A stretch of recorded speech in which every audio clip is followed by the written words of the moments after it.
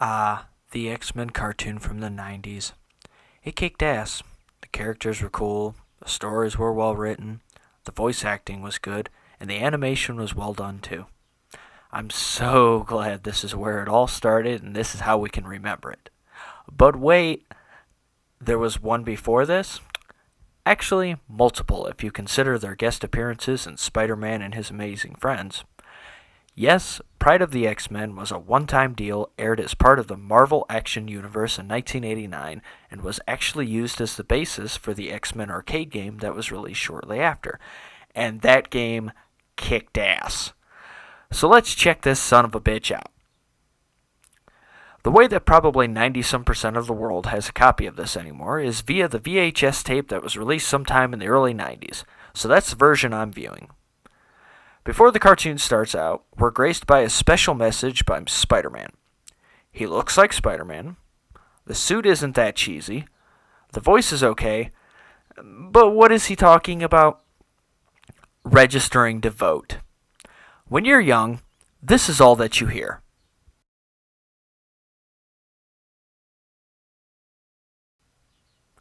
It's funny to think of all the stuff that you can make Spider-Man say, too.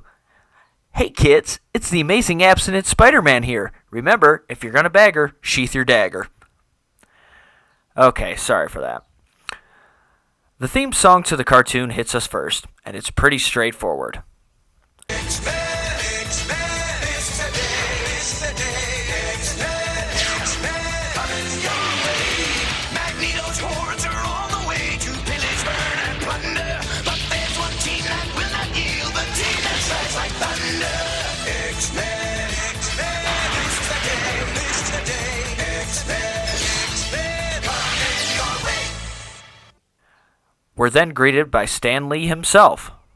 Welcome. This is Stan Lee of Marvel Comics warning you to look around you. Your classmates, your friends. You never know which one of them may be a mutant. Now, some mutants, like the X-Men, use their special gifts for good. But then there are the terrorist mutants who plan to destroy the human race. Magneto the terrorist is being transported to his holding cell when the White Queen starts performing a mindfuck on the troops escorting the convoy, making them believe that the asphalt is melting.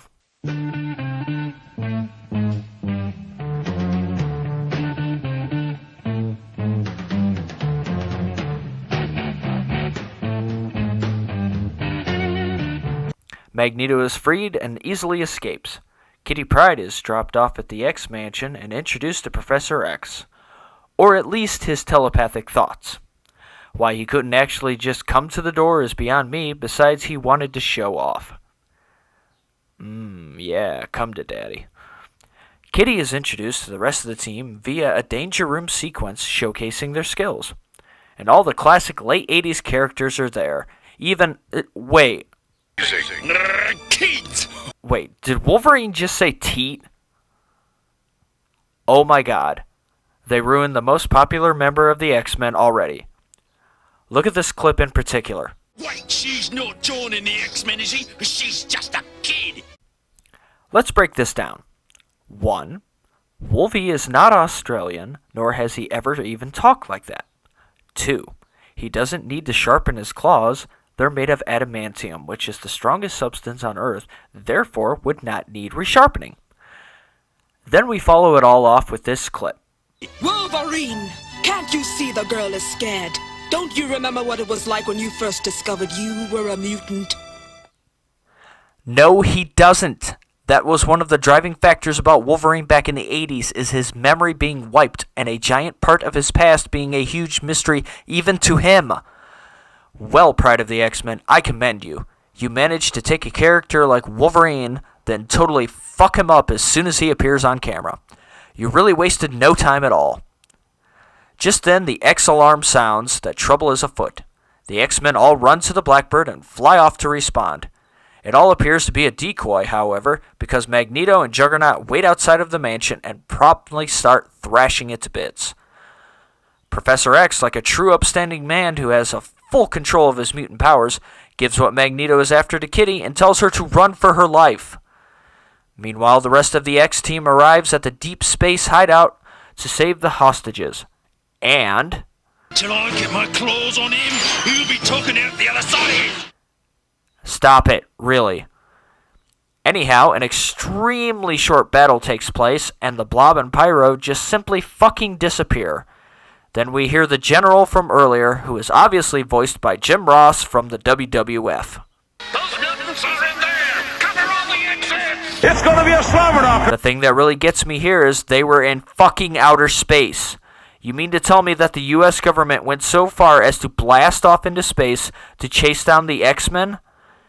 That's some fucking dedication. I mean, shit, I give them credit for really wanting something, but damn, that's some deep, deep hatred right there.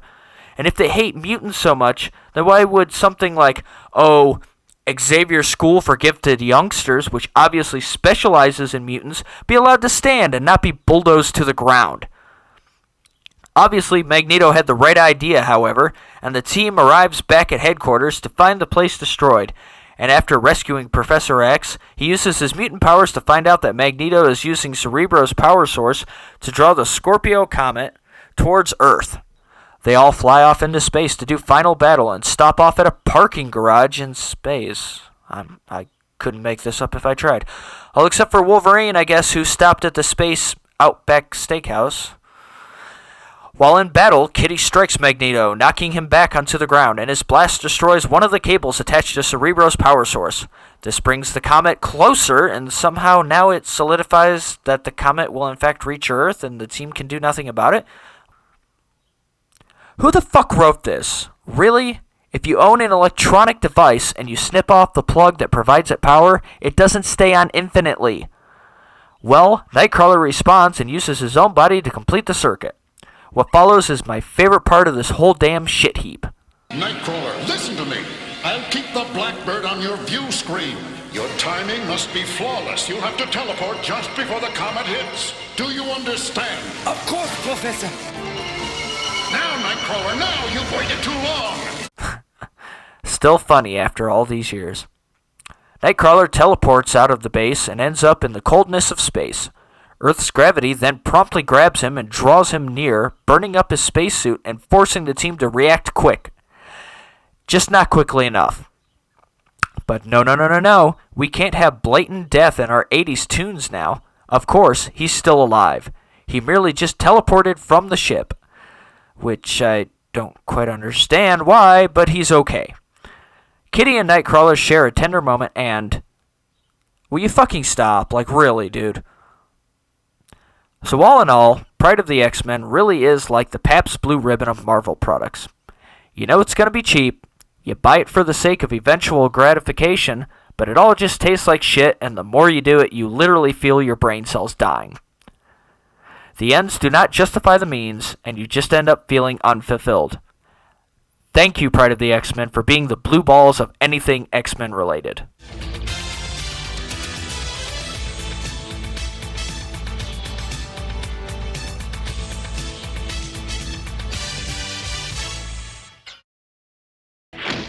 Don't worry about us, Dingo.